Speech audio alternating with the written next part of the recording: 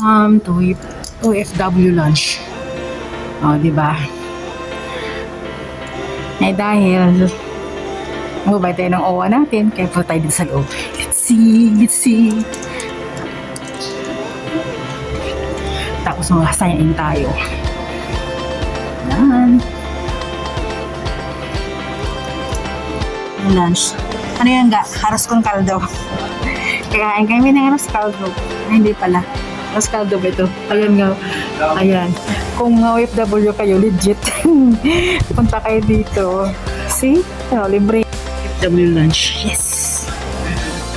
To enjoy the meal. Chicheria. Chicheria sa OFW lunch. See? Lugaw. Talaga yung at least man lang bigyan ng kunting Ibig sabihin, yung ating binayaran na OFW na, di ba? OWA natin, no? May coffee din. O, di ba? First time ko talaga. So, nadadaanan ko ito ulit. Tapos dito, meron siyang orange sa water. Itong Neste, wala na. Pero ang laman yung orange na Neste siya kasi nakainom na ako eh.